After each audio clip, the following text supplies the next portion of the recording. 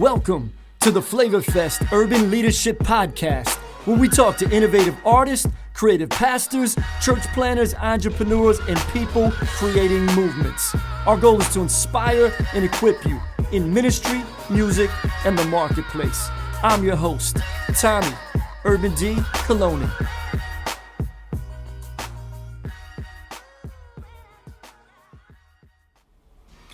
Flavor Fest family, we are back. We had a little bit of a hiatus this summer. You know it's been a crazy summer, right? So we got a great interview lined up today with a guy from New York City, actually from Queens, where the epicenter of COVID was. He's going to tell some of his story. Both him and his wife ended up in the hospital. It was crazy. This guy, he pastors a super diverse church in Queens, and he's actually not even from there originally. He actually is from Australia. You're going to hear it in the accent. And he actually has a unique story in the way he's connected with Flavor Fest. That's actually what got him to New York City. But before we get there, the funny thing is, I was interviewing him about New York City being the epicenter, and then shortly after that, a few weeks after that, Florida became one of the main epicenters for COVID. And fortunately, you know, some of the death rate and things like that weren't as bad as New York, but it got pretty crazy in Florida for a minute. We had a big spike in cases, and even your boy right here had to go and get tested for COVID because my daughter was sick. So what was the results? I'm gonna tell you all about it at the end of the interview, but we're gonna get right to it here in a second. But wait a minute, guys. Let me tell you this news, because people have been asking, what about Flavor Fest? And so we took a little break on the podcast, but we're back now, and the decision was made since we're back that we have postponed Flavor Fest in person for 2020. That's right, so we pushed it back to October of 2021. I know, super disappointing. We waited until the beginning of July to make that decision, hoping things would continue to get better. But then when we hit that spike, not only in Florida, but in a lot of other places around the country, that began to happen, you know, late June and into July, we're just like, man, it's a wrap. But the good news is, guys, listen, we are still gonna do something for leaders, because we know leaders need information, they need resources, they need encouragement, inspiration, ideas, community connection in some way, shape, or form. We need that right now. So we're still gonna do a one-day Flavor Fest virtual conference. It's gonna be on Saturday, October the 24th. And guess what, y'all? It's gonna be free. That's right, we're gonna make it free. You're gonna have free access to watch it with your team. We're gonna have 2 general sessions. We're gonna have a number of breakout workshops that you could choose from. It's gonna be incredible. So all the details and the registration is gonna be at flavorfest.org. If you go to this right when this podcast drops, it might say coming soon, but it is coming really soon. So probably by the time you're watching this or listening to this, it's live. So check out flavorfest.org and get all the details. And so I'm gonna tell you about my COVID test in just a minute, couple of minutes, but we're gonna get right to this interview with my man, Peet from Australia, then via New York City. Check it out. Evan, what's going on? How you doing, man? Hey, Pastor Tommy's in the house. It's good to see you, man. My brother from Australia, but now via New York City, the epicenter of this whole crisis, man. You guys, we're going to talk about COVID and how you guys survived it in just a little bit, but how you guys feeling right now? You doing okay? We're doing much better. You know, there's still, you know, a lot of people have got PTSD, man. There's like a lot of people that are struggling. You know, so many people have lost someone that they know, or someone that's related to them, and it's just crazy what it's like up here. Wow. Yeah, man, we've been praying for you guys, and we haven't gone through anything like that at all down here in Florida. I know we got people listening to this podcast from all over the country, and even people in other countries. So there's all kinds of different stories, and it's affected people in a lot of different ways. But it's definitely been a lot of pain, a lot of you know, new ways that we've had to figure out how to lead and how to live. And I heard you talking just a minute ago earlier, like someone was going out and you're asking them, hey, you need a mask? You know, I know it's like, it's serious up there right now still. So, well, man, before we get into all the COVID stuff, I want to talk a little bit about you, and so people can get to know you a little bit better. and hear a little bit of your story and how you're connected with Flavor Fest all these years. So when I first met you, it was actually via email, and you had emailed us from Australia as you were kind of just starting some of your ministry and reaching out to hip hop culture over in Australia, man. So share a little bit about that and how we got connected. Yeah, so I was a graffiti writer and a pretty average MC, but I used to make some hip hop and when we started the church, we said we wanted to create a church that we can invite our friends to, and we were like, who's doing this? And so we just Googled hip hop church and found a couple of people that were doing things, and we wrote to everyone, Yeah. and pretty much you guys were the only ones that ever actually wrote back to us, and I think you sent us like a parcel that had like had back in those days of CDs. It had Yeah. like a CD with a couple of services on it and copies of the Soul Mag and stuff. And so we were just like, man, this is stuff that we'd never seen. We'd imagined doing, Yeah. but we'd never seen anyone else doing it. So for us, it was like super encouraging. And then I actually came over there. Yeah, I Um, remember that, man. I was super excited. So when we got your email, I mean, we would get people to contact us from all over, and we would try to help them and send resources and this and that. But it really stuck out to me, and I was like, man, I want to send these guys some of our stuff just so they can see it. And then you got it, and then next thing I know, you're like, hey, man, I'm coming to the States. I'm coming to see you. Yeah, I was going to Haiti and I had to fly out of Miami. So I'm like, if I'm going to be in Florida, Yeah, I want to come and see this in person. I want to, experience it.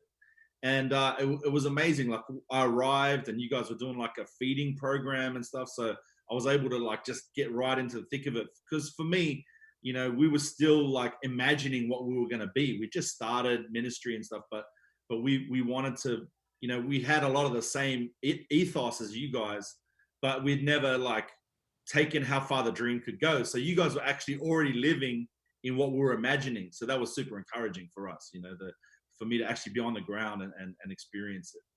yeah, man. We're excited to host you. We're like, man, we got some Australians in the building all the way Mm. over here. And so then you guys started this ministry over there, not only Embassy Church, which you were pastoring, but then you also started this kind of hip hop outreach ministry called Crosswords. So talk a little bit about that, man, and how that's developed over the years. Yeah, so we just again like my brother Mystery, he's like a graffiti writer and an MC, and they used to do like shows all over the country, and like they'll be in like this little country church, and there'll be some dude in the back with like a Run DMC t-shirt on, and they were just finding that all over the place, and so they just started this network of all these people, and just started like as an online chat room, and then once a year they would meet at like this one like Christian conference that wasn't even a hip hop conference. It was like just a bit of a mix of everything, but they would have a hip hop stage and everyone would come to that. Yeah. And so they just developed from that. And then the next step was, well, we've got all these people, how do we connect them? And so they started just doing once a month meeting in Sydney, and found from that just opportunities started to open up. And so they started, in Brisbane, which is another city in Australia, Melbourne, pretty much all around the country. And then people started saying, hey, we're from New Zealand. Wow. We see what you guys are doing. And then Singapore, and then Malaysia. And it was crazy. Like, we were just like these, like, who would have thought that Sydney would be reaching out to all these places in relation to hip hop? When you think of Yeah. hip hop, you think of New York, like, Yeah. and so it was just crazy where we went from. And then we started a conference. We brought a team over to come to Flavor Fest, and then we started one in Australia called Uprock. And so that was, and then the first Uprock you came to. Yeah, I remember, man. I remember in Flavor Fest 2010 is when we first got in the building here. It was our 10-year anniversary of Flavor Fest. And you guys, you had already you came and visited on your own, like you said, when you were going to Haiti. And then your brother Mystery, he had also come as well. And I think Mystery actually stayed with us for a couple of days. He stayed, I think, in the intern house, and he rapped. And I think we had him do some graffiti in the skate park at our old campus. And so, but you guys were both like, yeah, we got to bring a team over to Flavor Fest. And so then we didn't do Flavor Fest in 2009 because we were in the midst of getting ready to move into the building. So that was like a year we kind of took off. Before that, it had always been annual. And so Flavor Fest 2010, it was the weekend of 10-10-10, the 10-year anniversary. Yeah. It was like perfect marketing, right? So we were like rushing to try to get in on time. That's a whole nother story. But I remember you came with the whole squad, and I remember we were hanging out at the hotel that we used to, be the official conference hotel right up the street, the Comfort Inn. That hotel was hood, bro. Anyways, it got torn down. Yeah. We were actually meeting there when we sold our old campus. We met at that hotel for about 9 months before we moved in the building. But I remember we were at the hotel talking, and you guys were like, "Man, we got to do something like this over there for our whole hemisphere." And I never even heard somebody like use that terminology before. Like, we're gonna do something for our hemisphere. I'm like, wow, that sounds epic. And so they're like, we think we're gonna call it Up Rock, and you guys invited me to it. You're like, man, we want to bring you over as one of the speakers and MCs the first year. And then sure enough, you guys followed through. In 2011 was the first Up Rock. I was honored to be able to come over and be a part of it. And one thing I'll say this, man, about the Australian Christian hip hop scene and just the hip hop scene period over there, like you guys are so talented and so skilled, and you take the culture so serious. Like in America, if someone raps, that they're just an MC. But you guys over there, almost everybody does multiple elements. Some of you guys do all of them. So like you'll meet someone that raps and they're a graffiti artist and they break dance a little bit, and then someone else that they're a DJ and they do graph and they dabble a little bit. Like so. Like you guys take the culture serious, and hip hop over there was a lot more lyrical and a lot more like that 90s boom bap, like we've kind of lost a lot of that in the States, over time. But you guys kind of have that real lyrical, like golden era style.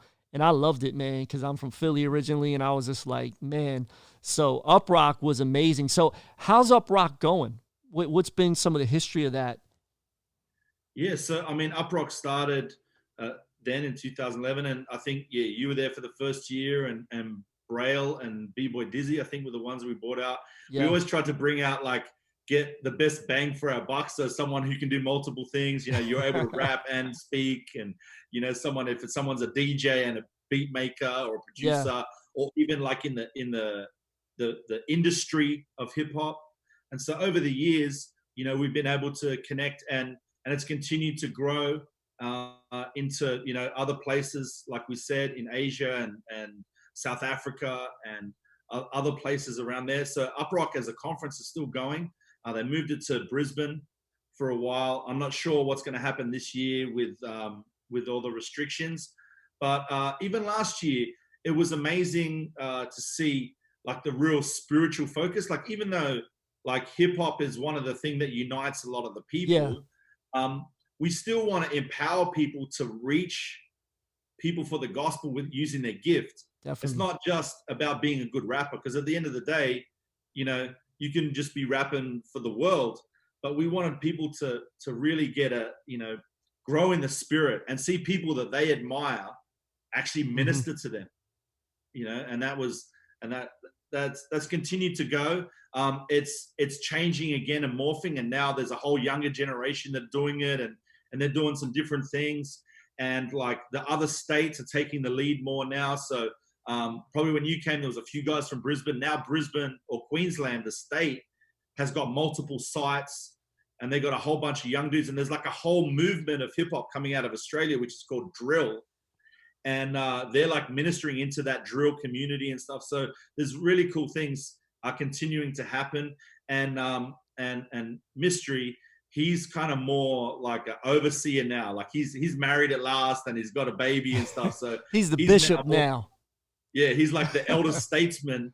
And I mean, he's still doing stuff. He's still, because of his graffiti, it sort of takes him all over the place Yeah. and gives him opportunities as a hip hop missionary, to go into Yeah. places. And he gets to go to like b-boy R16 and things like that, and speak to b-boys and graffiti writers all over the world. So they're still continuing to do things, but the face is changing and stuff, which it needed. It needed to have Yeah. new generation, because the younger ones, the hip hop is different. We can't all live in the Rakim Public Enemy era, like Yeah, we so want to stay there, but it's always evolving and changing. And yeah, man. yeah. And your brother, by the way, man, he's probably going to listen to this. Shout out to Mystery. He's an incredibly talented graffiti artist. There's a lot of murals here around our building that he's come over and painted. He's been here a couple of times on a couple of different trips. And yeah, man, I think we have at least 3 murals in our building right now that were done by him. And then Gospel Graffiti, they came and did a bunch of stuff at Flavor Fest in 2018.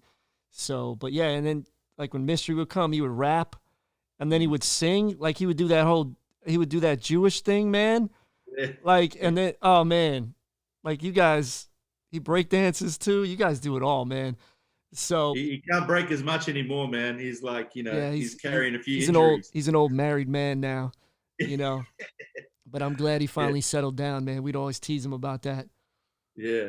He'd come over here, all the girls would be trying to holler at him, like, "Man, we're gonna hook you up with a Puerto Rican girl." He's like, "Yeah, man, come on, mate." Yeah, but Nice. one thing I'll say about Uprock, man. So absolutely, there was so much talent there, and I remember sitting in a graffiti class, and there was like 20 people that were painters, and they went out and were painting this big mural together. But there definitely was a big spiritual focus, and I remember we did that big service in the park on the last day. So it was really, and it was a big b-boy jam and a service, and it was a big outreach opportunity, and to share the gospel, and it was out in a public setting, and all these people were, engaged and listening. And so just, man, that was a great trip that I had that I'll never forget. And one of the guys reached out to me. You guys are working on a compilation for Uprock this year, and this is Yeah. going to be, I think he was saying they're getting ready. Is it 10 years now? It's either 10 or 10 next year, something like Yeah, that. Yeah. yeah. So he's like, Yeah. man, we're doing like this special anniversary, compilation, and we want to have you on it. You were one of the speakers and artists that were here over the years. So they just sent me the beat. I just got to find time to write my verse, man. I picked out the beat that I want to be on. I just got to, but it's nice though, man. So anyways, man, so then you transition from Australia to New York City. That was like Yeah. a huge jump. And so talk to us a little bit, man, about that, because God has different seasons of ministry. And man, like Embassy Church, you were the pastor. You just got the building recently. It was growing. Things were going really well. And then suddenly God's like, no, I want you to go to New York. So Yeah, it was crazy. We actually came to Flavor Fest in 2013, and through Flavor Fest and that we made connections with the guys from Elements Church in the Bronx, yeah, and we'd connected with them, and Brother E had come to Australia as well. And so when we came to Flavor Fest that year, we went up to New York, spent some time there. I mean, I'm a graffiti writer. I wanted to go 149th Street, that's the writer's bench and all that sort of stuff. So we came over, and then when we were in New York, we were staying in Harlem, and we were walking down the street, my wife and I, and we just felt God speak to us and say that we needed to resign our church in Australia and move to New York. woo, And I wow. was like, it was like, what you talk about Willis moment. I was Exciting, like, but I'm sure terrifying. yeah. And I was like, I don't know how that's going to work. Like, and our church is just getting to that point where it's like really starting to kick in. Yeah, And I just thought like it made no sense. And I'm a church planter, right? So everywhere I go, I want to plant a church. I'm in Singapore, I want to plant a yeah, church. I'm in London, I want to plant a church. Everywhere I go, I love it. But it leaves. But when I went back to Sydney, it just continued. What are you doing? What are you doing about what I? So wow. that was in like October of 2013. By June of 2014, we resigned officially from our church, and no real doors were opening for us in New York. Yeah, And so we prayed about it and said, God, you're telling us to go, but the doors aren't opening. And so I just felt impressed to study. And so I enrolled in Bible college in New York, and phoned up Brother E and said, we're coming, bro. yep, And so it was crazy how it worked out. Like they had a house, and no one was renting the house. And so we were able to sort of furnish the house from Australia, and the Elements Church really kicked in, and helped set it up for us. So came here on a student visa. We flew into JFK, got in a cab, or got in a couple of cabs. Wow. It was like that coming to America, when the Princess Zamunda has all those For bags real. on the roof. Yeah. So it's kind of like that. And we turned up at this house in the Bronx, and Brother E was waiting there and was already ready for us to move in. So, Wow. they did a great thing helping us out, and really getting us set up. And we were there with them in the Bronx for like 9 months. Yeah. And, And you and served it as one of the associate pastors for that season, right? yeah, we came in, and the church had been through a difficult time at the time. And so we were able to come in and just provide that support to Ian, Erica, and we learned a lot. I learned a lot riding the subway from the Bronx to Manhattan every day, Mm-hmm. and just, learning New York. Like it's, I've been in ministry in a city, and, I love hip hop, but I still didn't understand the New York psyche. And so God wanted to do a work of sort of preparing me for what it's like to live in New York. People Yeah. come to New York and they go to Manhattan, but they don't realize what it's like in the Bronx, what it's like in Queens, what it's like in Brooklyn, what it's like for New Yorkers that actually live here. And so, God took us on a crash course of New York. Not that we're by any means experts, but, Yeah. we needed to do that preparation. Yeah, I thought it was just such a cool connection that, you guys met at Flavor Fest, you and Brother E. And I remember it was funny because you were like, yeah, I think it was 2010, right? When you guys were like, we're going to New York. We're going to be here in the States for another like week and a half. We're going to go to New York and be up there. I'm like, man, I got to introduce you to Brother E. And so then you guys connected, and he invited you to come to their church that weekend. You guys did a big graffiti piece on the outside of their church. Some of you guys rapped there, and that relationship started. And then both you guys were in the same coaching network that I did. So I do a coaching network, for those of you that don't know, with different pastors. I've been doing it for about, 9 years now. I do like a group of maybe 8 to 10 pastors for a 6-month semester. And you were in it all the way from Australia. And half the time we couldn't see you because your internet wasn't strong enough. And it was a totally different like time. You were like 6 or 8 time zones different than we were. And so, we're at nighttime. You don't know what's even funny about that? Probably what you didn't know is I actually convinced my boss, because I was working full time. I convinced my boss to pay for me to do that. And I would come into the office at like 6 a.m. and sit there and do the cohort. So my job actually paid for me to do, because I was like, listen, I want to do some leadership development classes. It's like, okay, cool. And so they actually paid for it. Oh, that's great. So that's great, man. Cool. Yeah, but I know Brother E was actually in that one as well. So you guys continue to build, and then it was crazy that, they were instrumental in helping you actually get settled in New York, and then you were able to be. I think Scott Free was in there as well, who's now, Yeah. Oh, Scott was in that one with you. Yeah. And Scott is the pastor of our crossover Atlanta campus. He was on the 2nd episode of the podcast and sharing about how everything is going. So, yeah, man, it's been really cool, man. The relationships that we've been able to build over the years through Flavor Fest and some of the coaching and stuff. Our heart has always been, man, we want to empower leaders, and that's what this podcast is about. It's just another way that we can do that. And so tell everybody like what happened after those 9 months you were with Brother E, and like what have you been doing now? And so we were praying, and we appreciated Elements Church and everything, and we still love them. They're still our brothers and sisters. But I was praying, going, God, did I move all the way here to do this, or is there something else? And I was sitting there doing an essay in college, and I got a pop-up saying they were looking for a pastor for a church in Queens. And so I just sent them an email. It was just like a one sentence saying, if you're still looking for someone, I'm available. And I had my resume. I sent my resume in there, and at the top it had favorite quote: "There is no charge for awesomeness or attractiveness, Kung Fu Panda." And so they're like, "What pastor quotes Kung Fu Panda on their resume? We got to talk to this guy." See, man, I love your sense of humor, bro. It's always like so random. You always have me cracking up every time we get together to talk. Yeah, and so they interviewed me, and then they shared about what their vision was and what they were trying to do. and it was basically a team that had started a church, and it was in their first year, and they had a pastor who was pastoring in Mount Vernon. Yeah. So if people know, it's like about 45 minutes north of the Bronx anyway. And so he was doing a service here and then driving back and pastoring his own church. So he said, I can do it for a year, and in that time you guys need to find another pastor. Hmm. And so they'd done like an exhaustive process, and they were coming to the end of their time, and They were we like, were we able, want the Kung Fu Panda guy. that's it. We want and they wanted to be a multi-ethnic, urban church. Yeah. And, my history was being a multi-ethnic urban church. So it kind of, it was a great fit. And it kind of worked out crazy.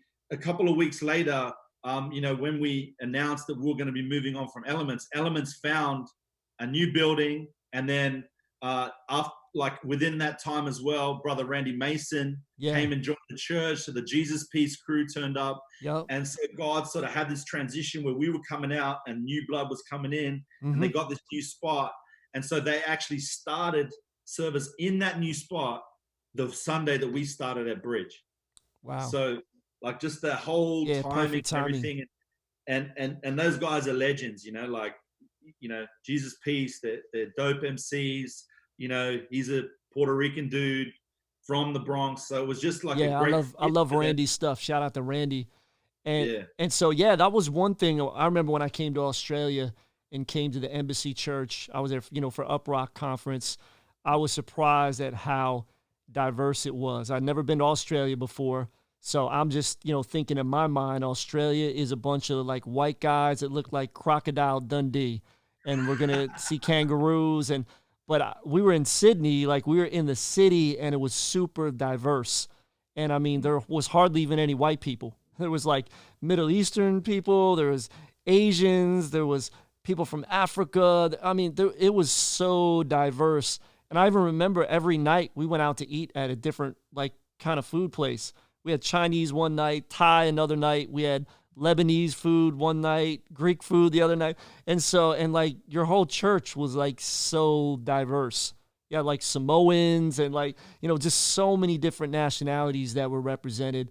And even your family, is diverse. Your wife is, tell me your wife's, I don't want to mess up her nationality again. She's Samoan. She's Samoan, right? That's what I was thinking. Yeah. So yeah, there's just so much diversity. So you get that. So coming to New York City, which is another huge, big melting pot, especially Queens, that's one of the most diverse, the city of Queens, the borough of Queens is one of the most diverse places in the world. And so tell me, like, what's been happening at the church? How's it been going since you've been there? So it's been amazing. I mean, when we started, it was interesting. When I came in, the church was like 80% ethnic Indian, Oh, wow. maybe even more. And So you're pastoring like a predominantly Indian church, and you're yeah, Australian, and your wife yeah, is Australian Samoan, right? yeah, That's that's right. interesting. We bought the multicultural from the get-go, like but their heart was always to be multicultural. And so they said, look, even if we say we want to do that, if we have an Indian pastor with an Indian leadership team, people are just going to assume that we're an Indian church. Yeah. They said we want someone that's of a different ethnicity. Hmm. And so when we came in, we were able to bring that, and since that, the church has changed dramatically. Yeah. And so now it's maybe like 60% Indian. And the thing is, even though these people, profess to be Indian, really they're all born here. They're New Yorkers. Yeah.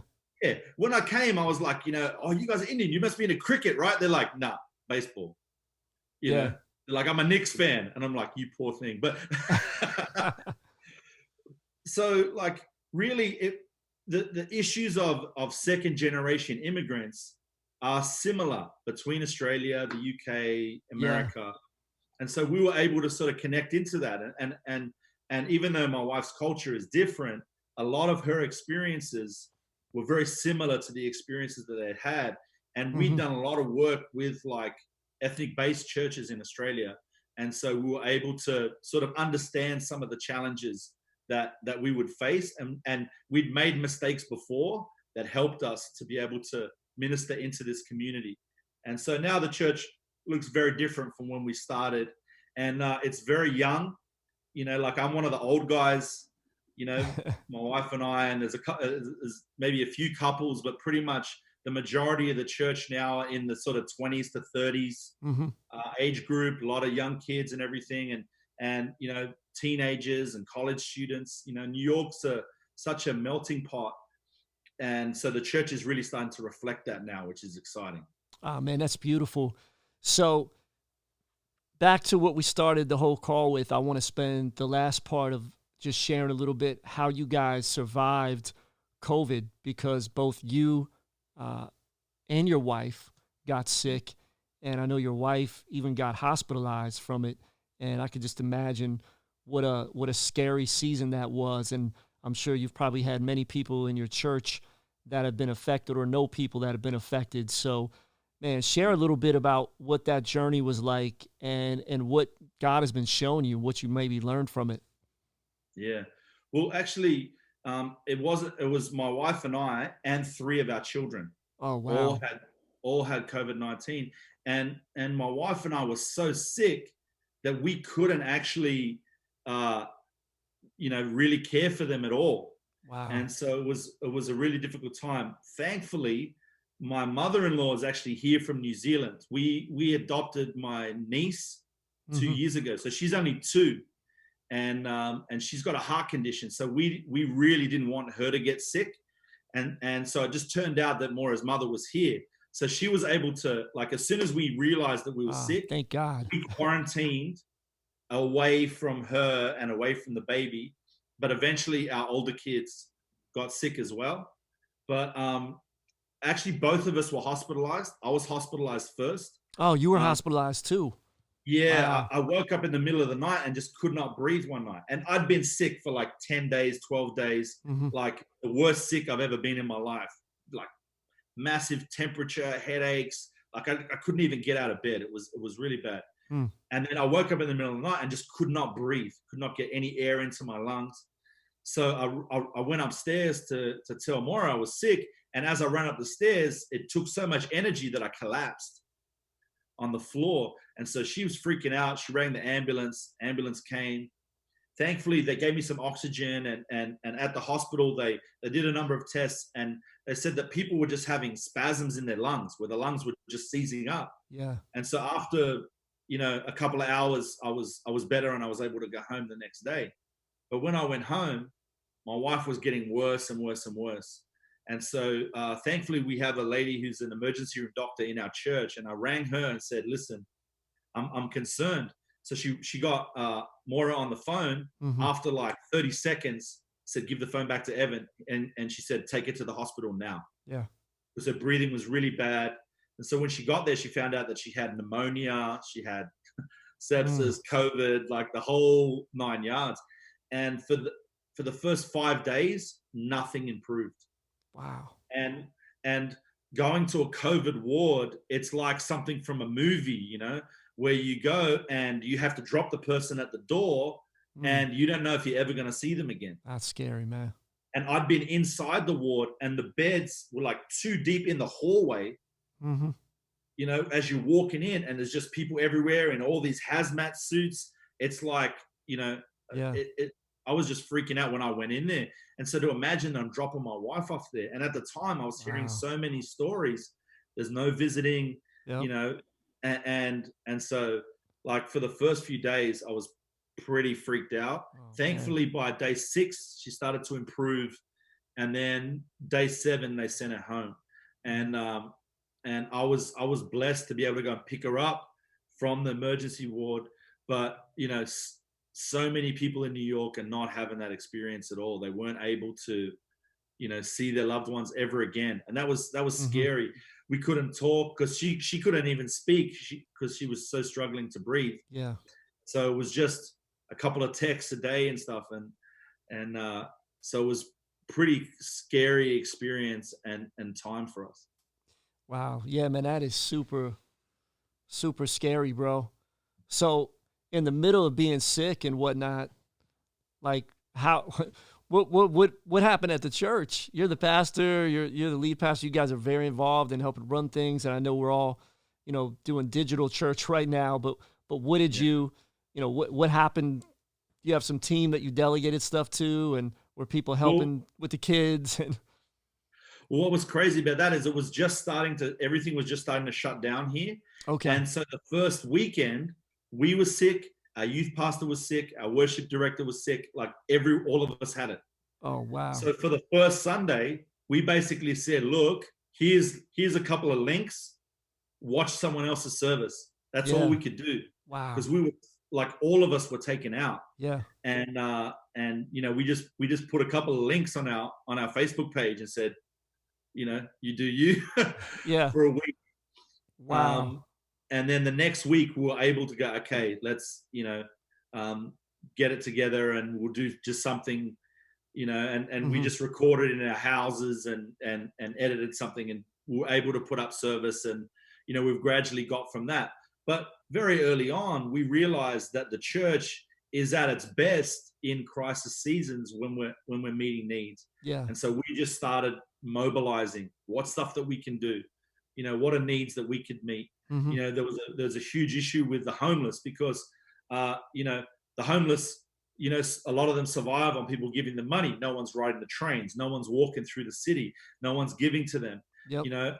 And so we connected with some ministries in the city and just started providing them clothes and things like that. They had a lot of people coming through to have a shower because at the time it was all about cleaning your hands and social distancing. How do you social distance if you're homeless?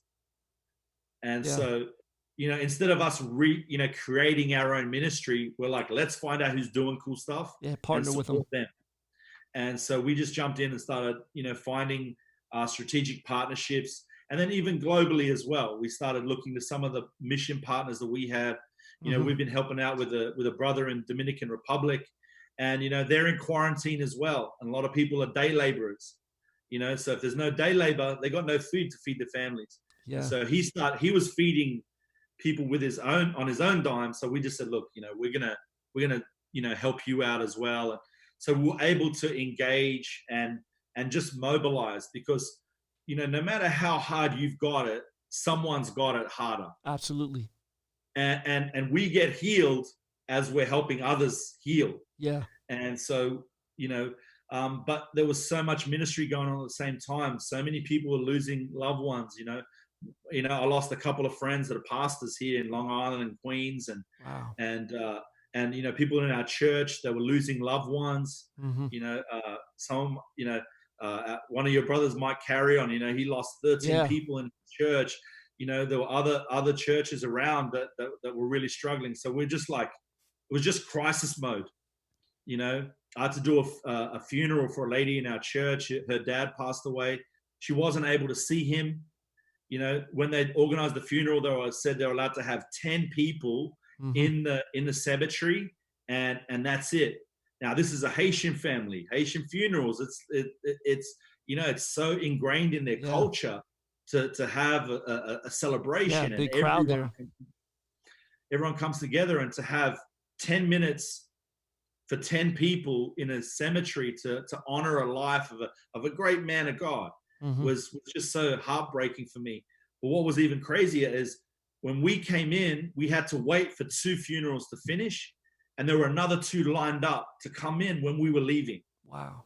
And there was like six plots all dug out, right, one after the other. So you come in, the next one's in, and they were just rotating them all throughout the day. I've never seen anything like that in my time in ministry. And so many people, you had people that worked as nurses and stuff that had it, gone home for 3 days, got better, and then they were straight back into work. The rest of us were quarantining for 14 days. These guys were straight back in.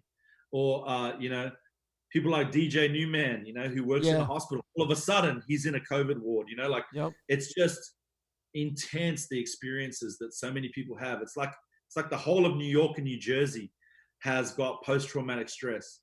Yeah, like you were saying, that PTSD, that COVID PTSD. There's, some people in my church that have that because they're connected, to some people up north. We have a lot of New Yorkers, in our church and in the Tampa Bay area. So we're filming this, we're recording this. It's like the very end of May. So how are things now as you know, we just see on the news like the curve has been flattening, it's getting better. What's the vibe like in New York, and when do you think things are going to start to begin to reopen? I guess a little bit.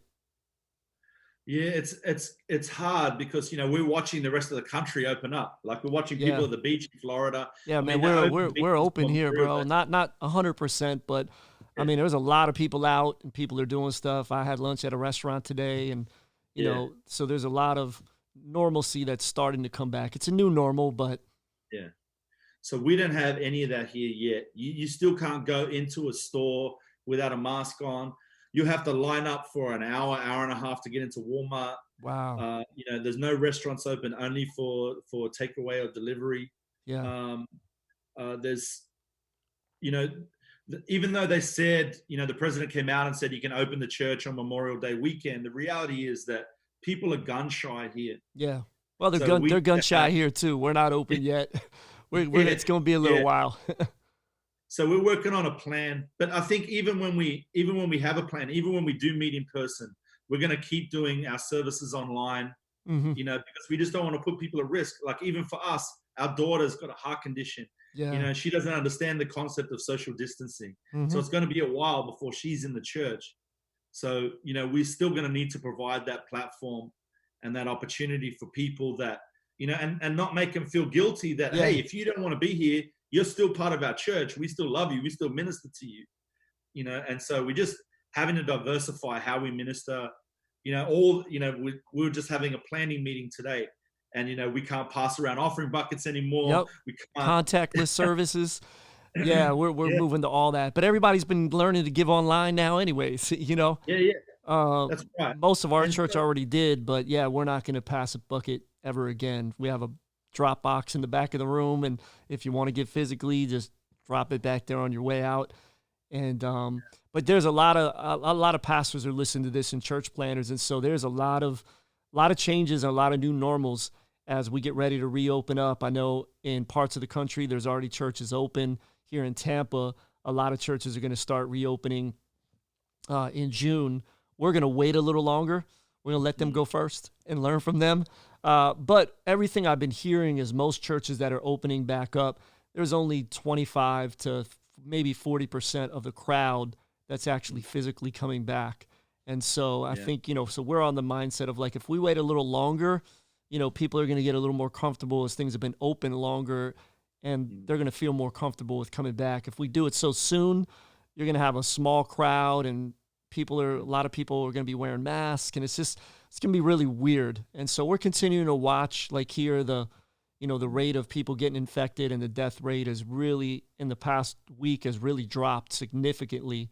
I think in the whole state, only like 7 people passed away several days this week, and 0 in the Tampa Bay area several days. And the amount of infections has dropped by hundreds, even just in the past week per day. So and a lot of the infections and deaths have been in nursing homes here in Florida. There's a lot of nursing homes.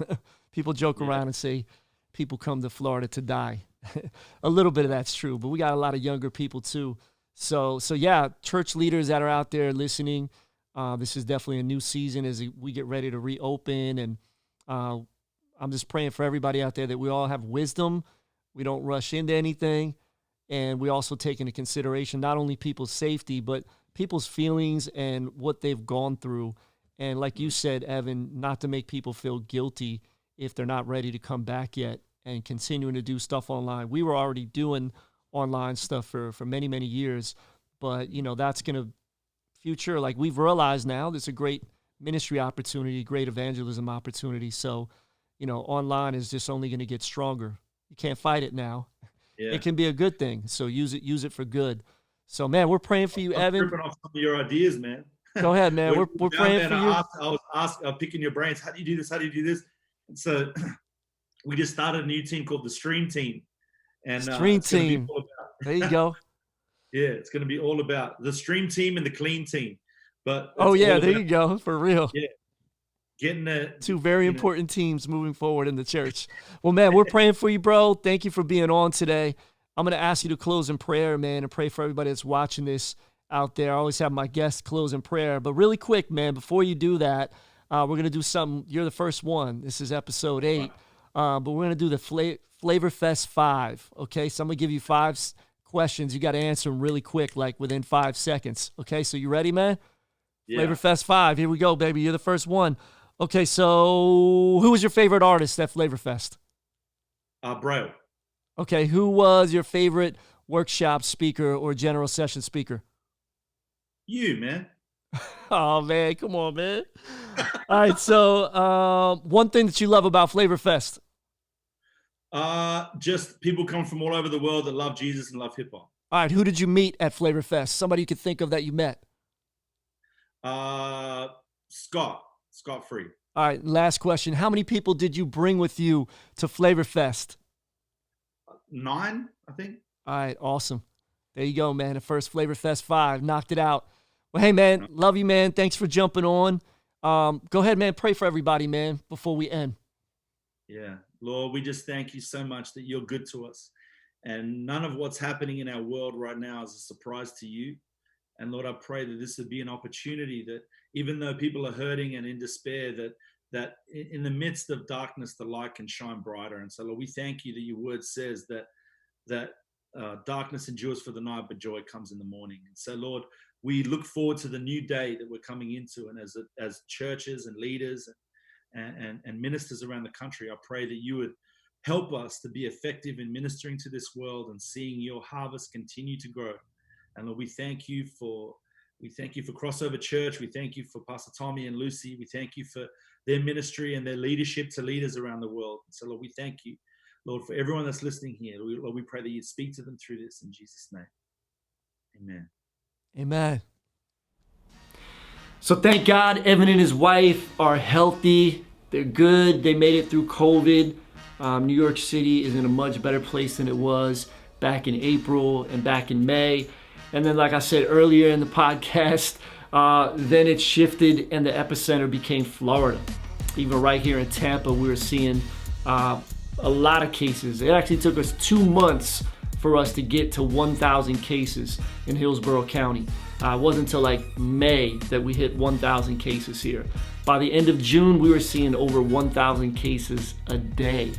Yeah, it got crazy. So your boy had to go get tested because my daughter woke up sick and had some of the symptoms. And then the next day she was still sick. We're like, we're going to get tested. You got some symptoms. So thank God she actually got better after about 2 days. But when we got our test back a week later, we were positive. We had COVID. Yep, the cameraman's still wearing his mask right now. He's scared of me. No, so, but praise God. Listen, God's grace and protection was on us. My daughter got better literally in like 2 days, and I never got sick at all. Neither did my wife or my younger daughter. We were all asymptomatic. That's what they call it. So I got the antibodies now. I'm good. God protected us. Took a lot of vitamins. Take your vitamin D, your vitamin C, your zinc, your regular multivitamin. Get your rest, exercise, eat healthy. All those things are super important, y'all. So I'm praying for you guys that y'all stay healthy and stay safe. So listen, next week we got an incredible episode coming for you. We back on track, and we got my man Zonti. And Zonti actually was at Flavor Fest. I remember when he was just at Flavor Fest walking around in 2016. Like, he was a teenager, he was in awe of everything. And then God began to do this miracle in his life and gave him this song that became a hit. It's called God Taught Me. You probably heard it. So here's a little snippet from next week. Check it out. And God Taught Me was, I rushed to make it for a New Year's show that I had out in Orlando, a place that was called 3-in-1 Cafe. Oh, yeah. And I was doing a New Year's show there, and this was right after like Flavor Fest. So I had just gotten like this inspiration of like, yo, I want to be an artist. I had learned a lot about branding, a lot about growth, and that's when I changed my name to Zonti, something more concise, something more unique. Had really prayed into all that, right? So I was like, okay, I got this New Year's show coming up. Let me make a song that I can perform as my closing song, and it'll be my first single as Zonti. Weeks, bro, couldn't do anything. Then I had this moment where I just said, God, I surrender. I give it to you. And I tell this story because I want to make sure he gets the credit. Yeah. I went to sleep at 3:40 a.m. I woke up with the melody. The next day, the entire thing, mixing everything. I did it on the equipment you see behind me, was done in an hour and a half, whole song, like as you hear it. Wow. And nobody knew about it until that video. We shot that video on a borrowed camera with my brother, and the 2 other guys who were in it were strangers we had met at a mall. And we said, hey, want to be in a video with us? And I had invited like 30 people, and nobody was available that day. Now I can invite 30 people, and they'll be like, when and where, But Yep. it's like we didn't have. There'll be 130, because they're going to tell some friends, can they come too? Yeah. Yeah, for real. Yeah, so next week it's going down with Zonti. Super proud of him and what God is doing in this young man's life. And by the way, if you didn't catch it earlier in the podcast, Flavor Fest 2020 is actually postponed until October 2021. But October the 24th of this year, 2020, we are going to do a virtual conference, just a 1 day, and it's going to be free. We want to give you guys resources and help you during this pandemic. It's been crazy. We know it's been super challenging. It's been hard to be a leader. So go to flavorfest.org. You can get registered. And hey, if you enjoyed the podcast today, please do me a favor, subscribe to it, like it. Go ahead, if you're listening to this on a podcast platform, and rate it. All of that helps. Share this with some other leaders, man. We want to empower ministry leaders in the ministry and marketplace and entrepreneurship and music and all those things. We want to help you guys go to the next level. And listen, if you guys are a pastor or you're a church leader, it's been hard to run a church right now. Many of us are not even back to having church physically in person yet, and so it's been challenging.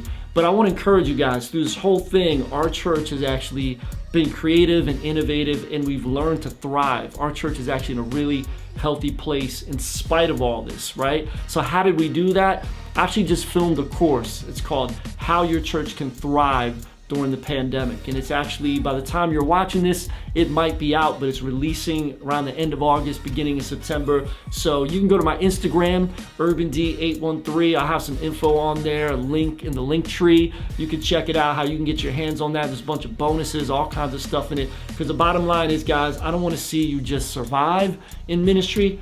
I want to see you guys thrive. So yo, until next time, I'm Urban D. Peace. Thanks for tuning into the Flavor Fest Urban Leadership Podcast. Stay connected with us on social media at UrbanD813 and at Flavor Fest. We'll talk to you guys next week. Peace and God bless.